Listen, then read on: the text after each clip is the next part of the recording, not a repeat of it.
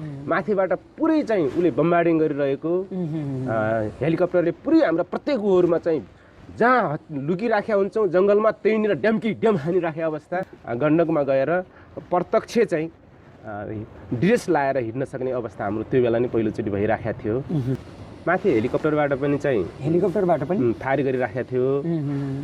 तल त उसको चाहिँ प्राय इन्सास र M16 नै प्रयोग गरिराखेको थियो।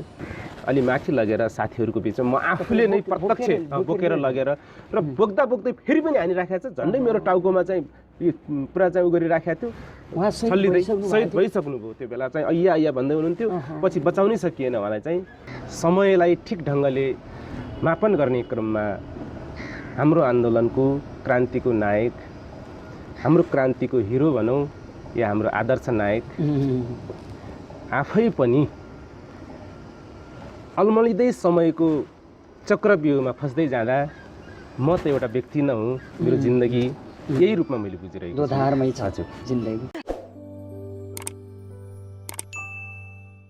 विमर्श मगरा टेलिभिजनबाट यहाँलाई स्वागत गर्न चाहन्छु। धन्यवाद। तपाईँ अहिले कति वसन्तहरू पार गर्नुभयो? अहिले 37 वर्ष भए हजुर। त्यो मध्ये कति वसन्त राजनीति क्षेत्रमा अथवा माओवादी पार्टीलाई छुट्याउनु भयो? 14 वर्ष जति चाहिँ उतातिर भयो। 14 वर्ष। अब जनमुक्ति सेनाको ड्रेस लाग्नुभयो, तपाईँले कस्तो अनुभूति भयो? होइन, आफैमा एक खालको एउटा संसार जित्ने, विश्व जित्ने, एउटा यस धरतीमा मान्छेले एउटा सभ्य र समुन्नत समाज निर्माण गर्ने क्रममा ती हजारौँ शहीदहरू जसले युद्धकै क्रममा आफ्नो रगत बगाएका थिए, त्यसका ती शहीदहरूका पनि सपना पुरा गर्ने त्यस्तो अवसर एउटा जनमुक्ति सेना, एउटा गौरवशाली सङ्गठन जनमुक्ति सेनामा भर्ना हुँदा तथा समाहित हुँदाखेरि म आफैमा पनि एक खालको गर्व, आफूमा एक खालको हर्ष, आफैमा एक खालको खुसीको अनुभूति त स्वाभाविक रूपमा हुने नै भयो। हजुर। अब तपाईँको जनमुक्ति सेनाको यात्रा कुन डिभिजन अथवा कुन ब्रिगेड केबाट सुरुवात भयो?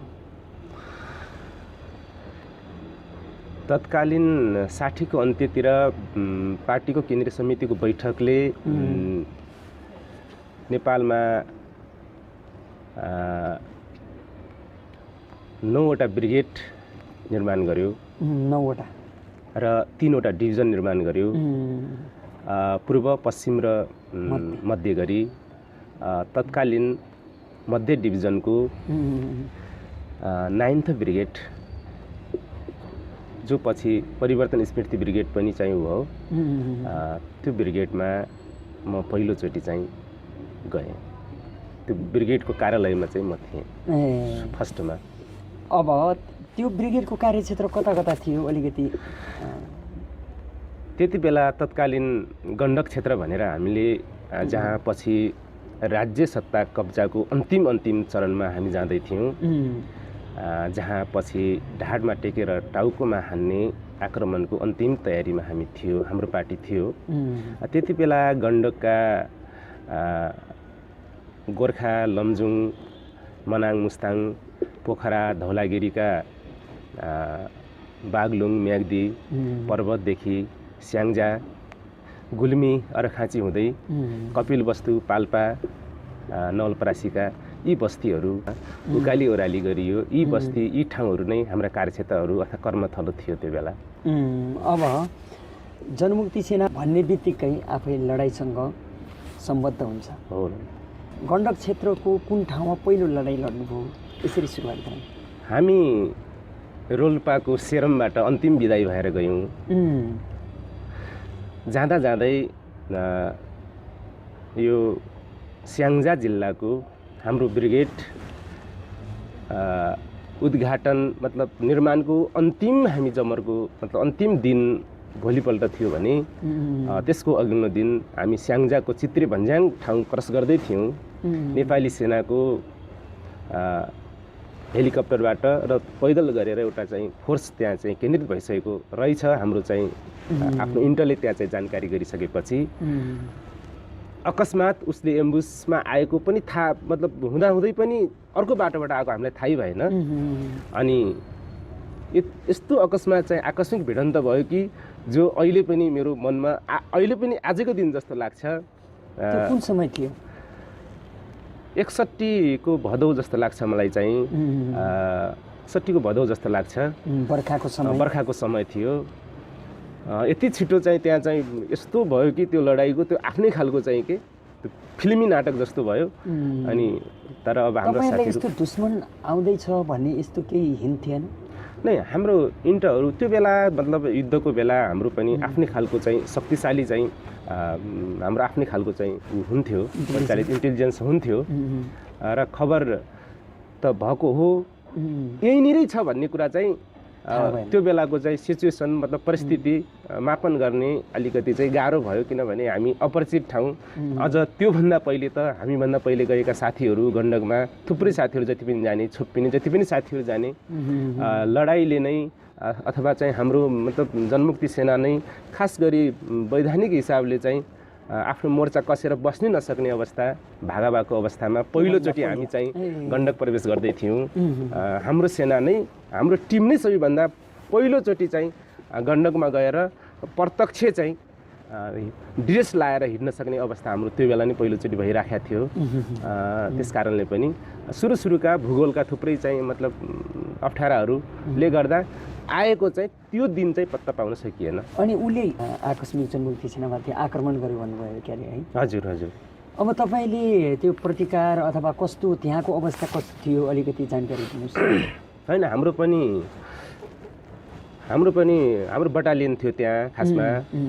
हाम्रो सूर्यको चाहिँ कमानमा अहिले रोल्पामै हो उहाँको पनि घर चाहिँ। तर जब उसले चाहिँ आक्रमण गर्यो हाम्रो एकजना साथीलाई झन् अब तुरुन्तै उनी घाइते बनाइहाल्यो। त्यसपछि हाम्रो चाहिँ ए कम्पनी, बी कम्पनी, सी कम्पनीको आरका मध्ये बी कम्पनी उसलाई झन् पुरै चाहिँ घेरैमा हालिहाल्यो एकछिन चाहिँ। पछि प्रतिरोध गर्दै त्यसको जफाई फायरहरू गर्दै साथीहरूले चाहिँ आक्रमण गर्दै अब हाम्रो टिमले पनि आक्रमण गर्दै गयो। पछि चाहिँ सेना ब्याक भयो। ब्याक भइसकेपछि हामीहरू जङ्गल अब रिट्रिट भयौँ, सुरक्षित स्थानतिर गयौँ। दुश्मनले त्यो आक्रमण गर्यो भन्नुभयो, कुन हतियार अथवा केबाट आक्रमण गर्यो?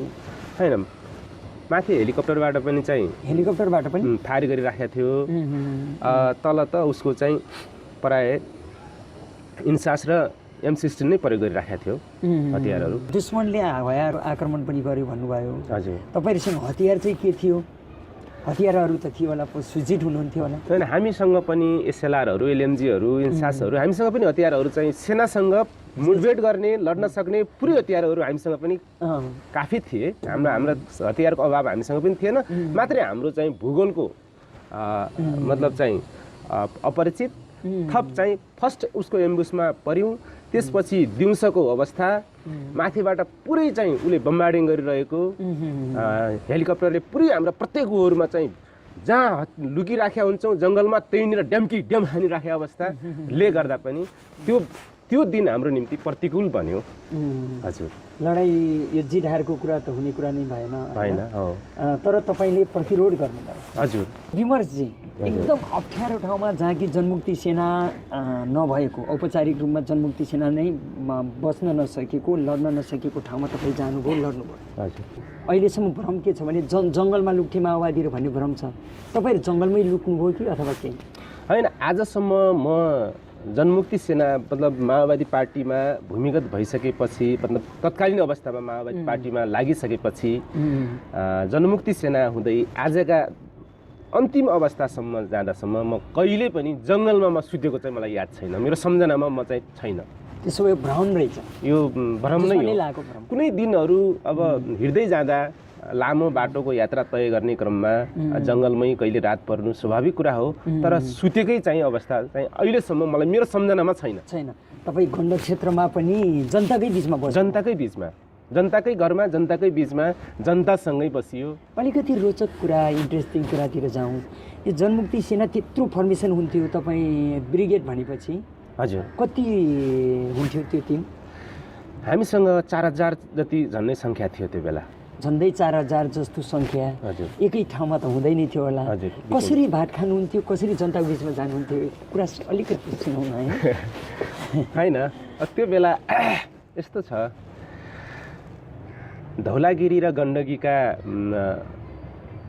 थुप्रै जिल्लाहरूलाई मिलाएर एउटा गण्डक क्षेत्र बनाइएको थियो त्यो बेला। आवश्यक पर्यो भने केन्द्रीकृत र आवश्यक पर्यो भने विकेन्द्रित हुन्थ्यो हाम्रो टिम फर्मेसन चाहिँ। सेनाको आफ्नै एउटा फर्मेसन नै कस्तो त भन्दा सेक्सन, प्लाटुन, कम्पनी, बटालियन हुँदै ब्रिगेड, डिभिजन जाने एउटा चाहिँ आफ्नै उसको चाहिँ सेनाको आफ्नो संरचना हुन्छ। कति बेला डिभिजन केन्द्रित हुने र कति बेला सेक्सनमा चाहिँ विकेन्द्रित हुने सेनाको आफ्नै नियम हुन्छ र नियम हुन्थ्यो त्यो बेला। तर हामी त्यो नियमअनुसार हामी कहिले धौलागिरीका हिमालहरूमा पनि बस्यौँ होला, कहिले नवलपरासीका भित्री मधेस फाँटहरूमा इन्डियाका सिमानाहरूमा पनि हामीले हाम्रा मतलब सेना चाहिँ परेड खेल्यो होला, खेल्यौँ। तर मलाई यो पुरै चाहिँ बस्तीहरूमा, पुरै गाउँहरूमा, पुरै उकाली ओह्राली गर्दा दुःख र सुखका आफ्नै खालका क्रान्ति र युद्धका आफ्नै चाहिँ जिन्दगीमा मतलब दुःख सुखको अनुभूतिहरू सार्दै गर्दा मलाई कहिले त्यस्तो भएन र कहिले पनि जङ्गलमा बसेको अथवा त्यसरी चाहिँ उ गरेको मलाई चाहिँ सम्झना छैन।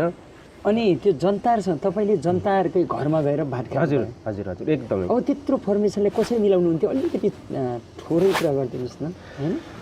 होइन, हाम्रो स्वाभाविक हिसाबले कति बेला कतिपय रेड एरिया र श्वेत एरिया हाम्रा दुई प्रकारका हामीले चाहिँ त्यो बेला हामीले चाहिँ छुट्याएका थियौँ। खासमा हाम्रा कतिपय आधार क्षेत्रहरू थिए, कतिपय हाम्रा विरोधी मतलब कतिपय त्यो बेला तत्कालीन चाहिँ शाही सेनाका कतिपय ठाउँहरू मतलब सदरमुकाममा हामीले विरोधी त नभनौँ, हामी जान सक्ने अवस्था कतिपय थिएन।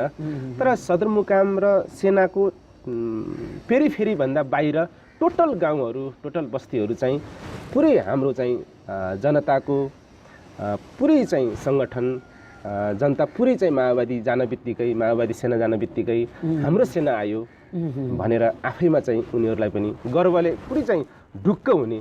त्यस कारणले सजिलैसँग भात दिने मात्रै होइन, टोटल बन्दोबस्ती र भरण पोषणका टोटल चाहिँ जिम्मा नै जनताले लियो। हामी जनताकै साथमा बस्यौँ, जनताकै काखमा बस्यौँ, सँगै बस्यौँ, सँगै सुत्यौँ, सँगै खायौँ। कहिले पनि त्यस्तो अप्ठ्यारो भएन। जनताले नै हाम्रो सम्पूर्ण भरण पोषणको टोटल हाम्रो बसाइको म्यानेजमेन्ट टोटल व्यवस्थापन उनीहरूले नै गर्थ्यो। कति जनताकै काखमा रह्यौँ। जनताले जनमुक्ति सेनाले कति श्रद्धा माया गरेको रहेछ आफ्नै सेना मानेर। तपाईँले अगाडि ढाडमा टेकेर टाउकोमा हिर्काउने चाहिँ रणनीति पार्टी लिएको थियो, त्यो अनुरूप हामी चाहिँ परिचालित थियौँ भनेर भन्नुभयो। अब अलिकति यसको सेरोफेरोमा जाउँ। यसको सुरुवात कहाँदेखि भयो र यो ढाडमा टेकेर टाउकोमा हिर्काउने रणनीति कस्तो प्रकारको अलिकति जानकारी दिनु? यो खासमा हामीले तिनाउ नदी जहाँ बुटोलमा छ देखि गण्डकी, मर्स्याङ्दी र यो नारायणी नदी जो बगेको छ, यस बिचमा मतलब काठमाडौँ जाने क्रममा अथवा राज्य सत्ताको मुख्य केन्द्रमा जाने क्रममा यसलाई हामीले ढाड मानेका थियौँ। र तत्कालीन अवस्थामा यो बाटो हुँदै हामी राज्य सत्ता कब्जाको अन्तिम तयारीमा जति बेला सन् 1945 को फेरिमा आफ्नो लाल सेनासहित कमरेड माओ त्से-तुङले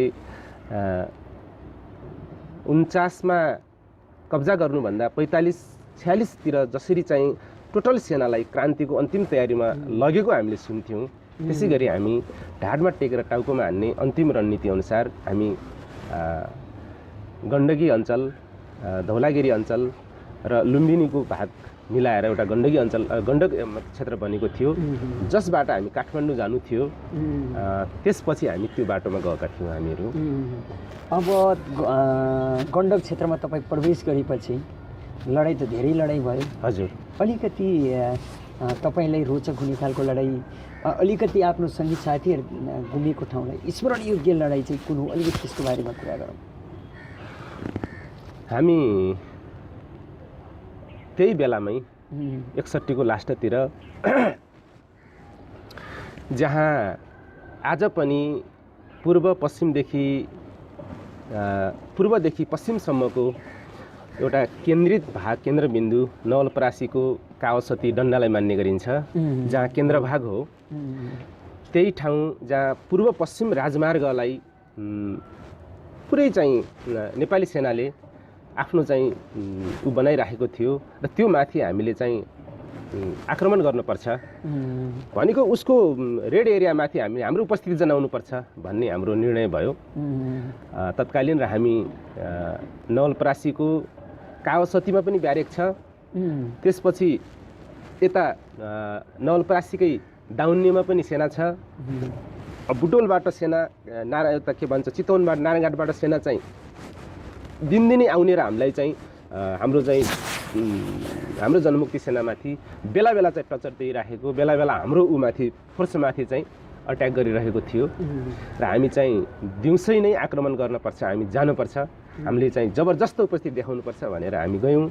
गइसकेपछि फोर्स कति धेरै थियो तपाईँको त्यतिखेर? हामी त्यति बेला एउटा ब्रिगेड को पनि स्पेसल टास्क फोर्स छानिएर गएका थियौँ, हामीले चाहिँ एसटिएफ छानिएर गएको थियो र गइसकेपछि नवलपरासीको डन्डामा चोरमारामा हामीहरू बस्यौँ। अनि बसिसकेपछि हामी एक रातभरि त्यहीँ बसेको मलाई चाहिँ त्यो सम्झना हुन्छ। रातभर हामी बस्यौँ। भोलिपल्ट बिहान भयो, हजुर हामी एम्बुस बस्यौँ, पुरै चाहिँ आफ्नो आर्क लिएर आफ्नो पोजिसनमा हामी चाहिँ सबै साथीहरू हामी सबै एलर्ट अवस्थामा बस्यौँ। आर्मी आउँछ आउँछ आउँछ आउँछ लास्टमा चाहिँ 11 बजीतिर आयो। आइसकेपछि नै बिहानको 11 बजीतिर आयो। पानी परिराखेको थियो है, पानी परिराखेको थियो, पुरै बर्खाको समय थियो। ठ्याक्कै आर्मी चाहिँ कावासतीको बाटो भएर चाहिँ यता बुटोलतिर जाने बाटोमा चाहिँ ठ्याक्कै आयो। आइसकेपछि हाम्रै आर्क अगाडि आयो। आइसकेपछि फेरि त्यो बेला पनि एउटा मिस्टेक त भयो हाम्रो, किनकि त्यो आर्मीको ठिक चाहिँ उसमा हामीले हान्ने ठाउँमा अलिकति चाहिँ मतलब यो लडाइँमा के हुन्छ भने सेकेन्डले पनि डिस्टर्ब गर्छ। त्यो हाम्रो एम्बुस सेकेन्ड मिस्टेक हुँदाखेरि आर्मी पल्लो चाहिँ उसको चाहिँ गाडी क्रस गरेर गइसकेपछि अर्को चाहिँ आर्मीको टोटल ऊ पनि आइराखेको थियो, फोर्स पनि आइराखेको थियो, गाडी अघि आइराखेको थियो, बख्तरबन्द गाडीहरू र उसको चाहिँ मतलब गस्ती ऊ पनि आइराखेको थियो, फोर्स पनि पछि चाहिँ आइराखेको थियो। सँगसँगै चाहिँ हाम्रो भिडन्त भयो, दोहोरो चाहिँ भिडन्त भयो। भिडन्त भइसकेपछि हाम्रो एकजना कम्पनी कमिसार हुनुहुन्थ्यो जीवन सङ्ग्राम, सँगै खाना खाएर हाँसो गर्दै हामी त साथी हो, बाँचे सिङ्गो संसार छ, यदि शहीद भएछौँ भने पनि एउटा भौतिक जीवन त जाने हो नि भन्दै हाँसो गर्दै हामी तलतिर आएको मान्छे 81 उहाँलाई गोली लाग्यो र शहीद हुनुभयो। त्यसपछि मैले उहाँलाई अलि माथि लगेर साथीहरूको बिचमा म आफूले नै प्रत्यक्ष बोकेर लगेर र बोक्दै फेरि पनि हानिराखेको छ। झन्डै मेरो टाउकोमा चाहिँ पुरा चाहिँ उ गरिराखेको थियो। उहाँ शहीद भइसक्नुभयो। त्यो बेला चाहिँ अय्या भन्दै हुनुहुन्थ्यो। पछि बचाउनै सकिएन उहाँलाई चाहिँ, त्यही बेलै शहीद भइहाल्नुभयो। अनि गोली कहाँ लागेको थियो उहाँको? गोली टाउकोमा लागेको थियो, एउटा हजुर एउटा छातीमा लागेको थियो। कुन हतियारको गोलीले लागेको थियो? M16। अब तपाईँहरूसँग डक्टर पनि हुन्थ्यो, डक्टर नजिकै हुनुहुन्थ्यो? होइन, अवस्थै रहेन। टाउकोमा लागेपछि बचाउन सक्ने त अवस्थै भएन, त्यो बेला चाहिँ स्थिति नै भएन। फेरि यस्तो भयो कि तपाईँको चाहिँ पुरा सेना पनि त्यसमा मिसिएको छ, साई सेना पनि हामी पनि त्यसमा मिसिएका छौँ।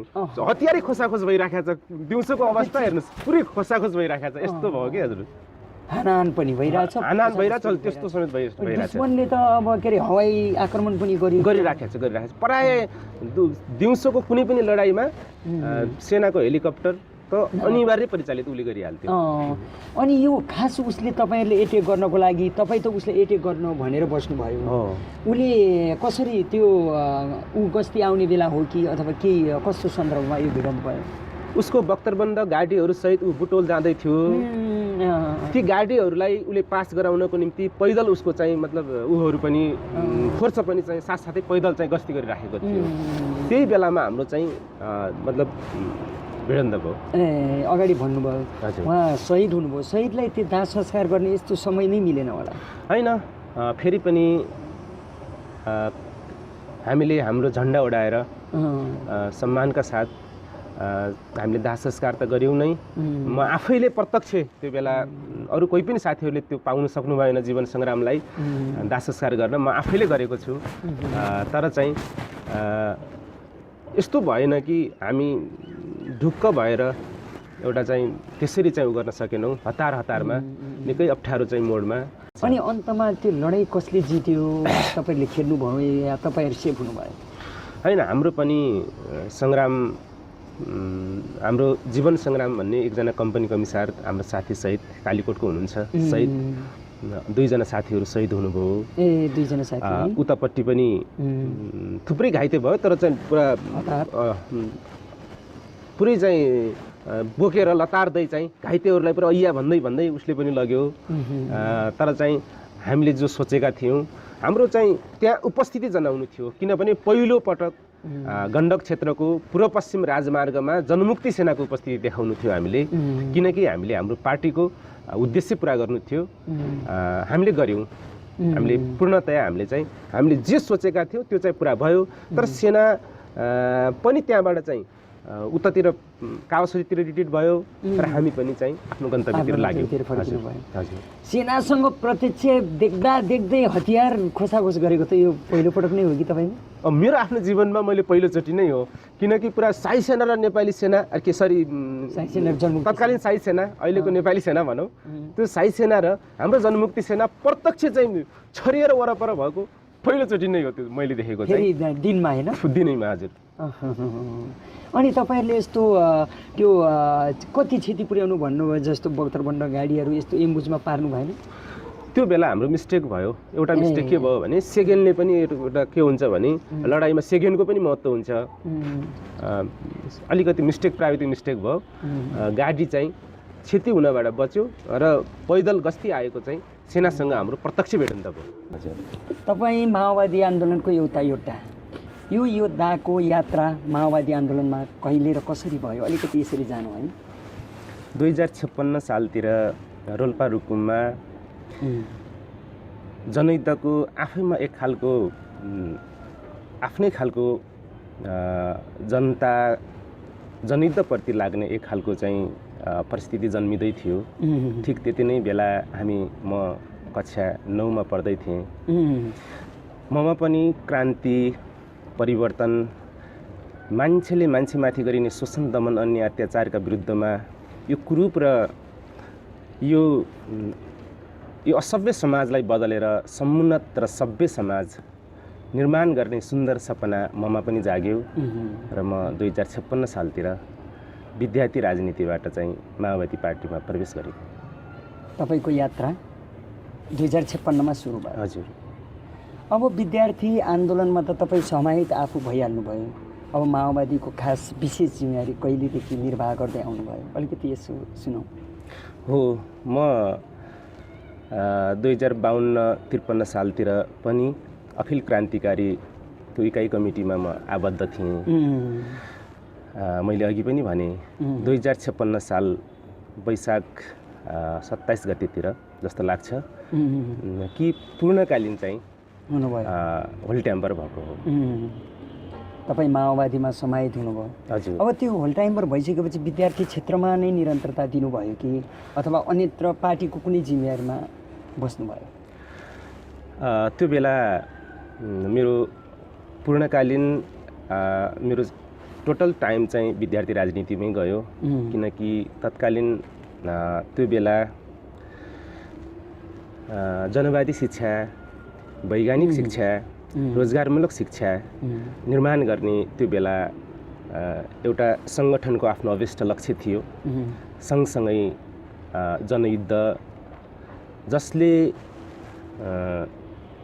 एउटा पुरानो सत्तालाई ध्वस्त गरेर नयाँ सत्ता स्थापना गर्ने उसको आफ्नै सैद्धान्तिक भिजन, मतलब चाहिँ उसको आफ्नै सपना थियो र म विद्यार्थी राजनीतिमा पूर्णकालीन टाइम दिएँ र पार्टीको 2057 सालमा पार्टीको एरिया कमिटीमा चाहिँ बस्नुभयो। हजुर। अब तपाईँलाई अलिकति मैले सोधेँ, त्यति बेला एरिया कमिटीमा बस्ने बेलाको सन्दर्भमा कस्तो थियो यहाँ जस्तो राजनीतिक अवस्था, थोरै कुराकानी गरौँ हैन? त्यो बेला देशैभरि पुरानो सत्ता र नयाँ सत्ताको बिचमा, अर्थात् पुरानो सरकार र हाम्रो माओवादी पार्टीको बिचमा भीषण लडाइँ चलिरहेको थियो। थुप्रै ठाउँहरूमा थुप्रै चाहिँ मतलब चौकीहरू क्रमशः चाहिँ आक्रमण जनमुक्ति सेनाले भयानक आक्रमण भीषण हमला गर्दै थियो भने ठाउँबाट चाहिँ जिल्ला सदरमुकाम केन्द्रित हुने चौकीहरू भागेर सदरमुकाम केन्द्रित हुने अवस्था चाहिँ पैदा भइरहेको थियो। गाउँ गाउँमा जनसत्ताहरू स्थापना हुँदै गइरहेका थिए। त्यति बेलादेखि सुरु हुँदै थियो। एक खालको चाहिँ तयारी हुँदै गइरहेका थिए, आधारहरू तयारी हुँदै गइरहेका थिए। जनतामा पुरै आन्दोलनको आँधीबेहरी सृष्टि भइरहेको थियो। रोल्पा रुकुममा त झन् राज्य पक्षबाट भएका जति भीषण दमनहरू भए, अन्याय र अत्याचारले जति सीमा नाएको थियो त्यो बेला क्रान्ति जब एउटा चरम बिन्दु उत्कर्षमा पुग्यो, सम्पूर्ण जनताको एउटा चाहिँ केन्द्रीकृत जुन अभिव्यक्ति कि राज्य सत्ताका विरुद्धमा चाहिँ जस्तोसुकै बलिदानको चाहिँ आन्दोलनको आँधीबेहरी सृष्टि गर्न परे पनि हामी जानपर्छ भन्ने खालको पुरै चाहिँ एउटा परिस्थिति जनतामा त्यो उभार सृष्टि भइसक्यो। त्यो बेला आन्दोलन निकै उचाइमा पुग्ने अवस्था गइसकेको थियो। त्यति बेला तपाईहरुले अब यस्तो लुकीछिपी राजनीतिक कामहरू गर्ने बेलामा लुकीछिपी हेर्नुपर्ने स्थिति थिएन? सुरुमा त हामीले भूमिगत राजनीति, भूमिगत सङ्गठन नै हामीले चाहिँ सञ्चालन गऱ्यौँ। थुप्रै ठाउँहरूमा चौकी थियो। रोल्पाका पनि झन्डै 8-10 वटा ठाउँहरूमा चाहिँ चौकी त्यति बेला पनि थिए नै विद्यमान। तर 58 देखि जब 56 मा घरती गाउँको इलाका प्रहरीका माथि आक्रमण भयो, त्यसपछि टोटल चाहिँ सदरमुकाम केन्द्रित भइहाल्यो। त्यसपछि प्रत्येक गाउँ बस्तीहरूमा, प्रत्येक विद्यालयहरूमा अब जनसत्ताको भ्रूण तयार हुँदै, आधारभूमि तयार हुँदै जाने र जनता क्रमशः अब भूमिगतबाट चाहिँ अब के भन्छ त्यो खुला हुँदै जाने चाहिँ परिस्थिति चाहिँ बन्दै गइरहेको थियो। अब तपाईले अगाडि पनि भन्नुभएको थियो जनमुक्ति सेनाले विभिन्न चौकीहरू ब्यारेकहरू कब्जा गर्दै गइरहेको, जनसत्ताको भ्रूण निर्माण हुँदै गइरहेको। जनसेनासँग पहिलो भेट तपाईको कहाँ भयो? एकछिन सम्झौँ। म 2056 सालमा तत्कालीन इलाका प्रहरी कार्यालय घरती गाउँमा आक्रमणको अन्तिम तयारी रहेछ। हामी विद्यार्थी सङ्गठन, विद्यार्थीको चाहिँ आफ्नै खालको कार्यक्रम लिएर चाहिँ जाँदै थियौँ माथि दारबोटनिर। तपाईहरुलाई थाहा थिएन यो भनेर? त्यो बेला हामीलाई थाहा थिएन। त्यसको भोलिपल्ट आक्रमणको अन्तिम तयारी थियो। त्यो बेला पुरा ड्रेसबद्ध एउटा अनुशासित पङ्क्ति, पुरै चाहिँ एउटा कम्ब्याटेड फोर्स देख्दा म आफैमा पनि कस्तो खालको कि म नै अहिले नै माओवादी चाहिँ जनमुक्ति सेनामा भर्ती भएर अहिले नै जाउँ जस्तो लाग्ने त्यो खालको आफ्नै खालको चाहिँ हुटुटी एउटा पहिलोचोटि देख्नुभयो। त्यो खालको उत्कण्ठा म माथि चाहिँ पैदा भयो। देखेँ त्यो बेला फर्स्टचोटि देख्नु? हजुर। अनि त्यति बेला हतियारहरू बोक्नु भएको थियो उहाँहरूले? उहाँहरूसँग पुरै हतियार, राइफलहरू थियो। अब तपाईँले जनमुक्ति सेनालाई पहिलोचोटि त्यतिखेर देख्नुभयो। अब तपाईँ आफू नै जनमुक्ति सेना त्यो हुटुटी भएको दिनलाई चाहिँ जनमुक्ति सेनामा कहिलेदेखि बदल्नु भयो? अलिकति जानौँ। समयको विकास क्रममा म विद्यार्थी राजनीतिमा, विद्यार्थी सङ्गठनमा काम गर्दै थिएँ। 2060 को अन्त्यतिर म विद्यार्थीको कार्यवाहक रोल्पाको अखिल क्रान्तिकारीको अध्यक्ष पनि थिएँ र थप रोल्पा जिल्लाको पार्टी जिल्ला कमिटी सदस्य पनि थिएँ।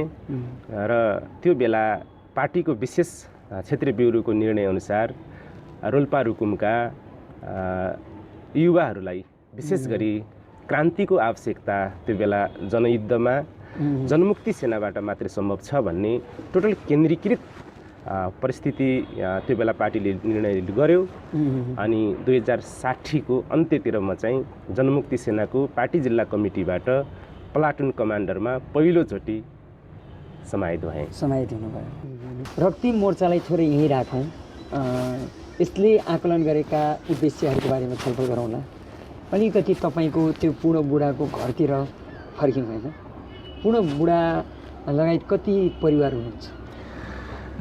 म, मेरो परिवार 2 छोराछोरी, 4 जनाको परिवार छ। 4 जनाको सुखी परिवार। हजुर।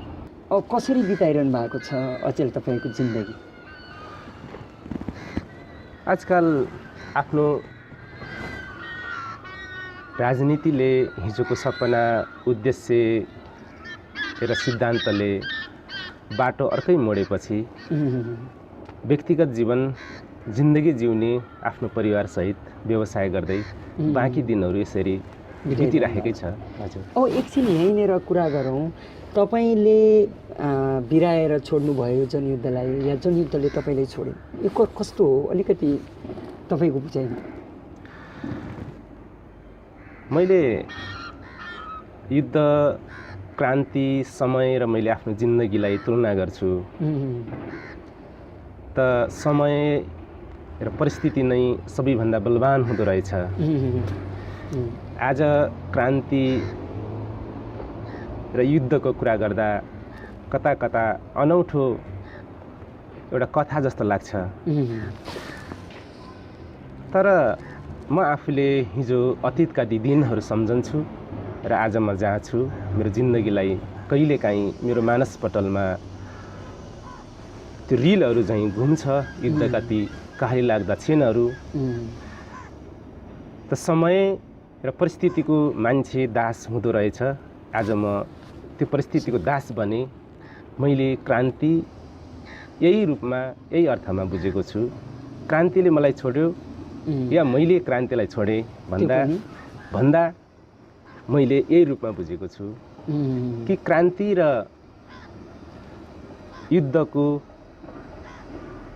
सही ढङ्गले लैजाने क्रममा पार्टीको नेतृत्व अर्थात् समयलाई ठिक ढङ्गले मापन गर्ने क्रममा हाम्रो आन्दोलनको क्रान्तिको नायक, हाम्रो क्रान्तिको हिरो भनौँ या हाम्रो आदर्श नायक आफै पनि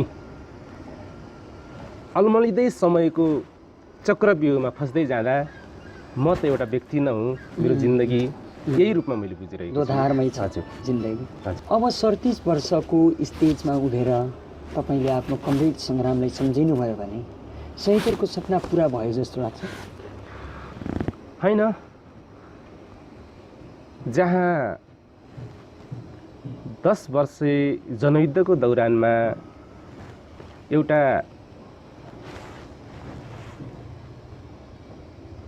सभ्य र समुन्नत समाज निर्माण गर्ने अभिष्ट लक्ष्यसहित जहाँ साम्यवादसम्म पुग्ने उत्कट चाहनाहरू थिए, जसका निम्ति जीवन सङ्ग्राम लगायत देशभरिका हजारौँ हजार शहीदहरू जसले आफ्नो हाँस्दा हाँस्दै जीवनको आहुति दिए, आज म ती टुहुरा नाबालकहरू सम्झन्छु।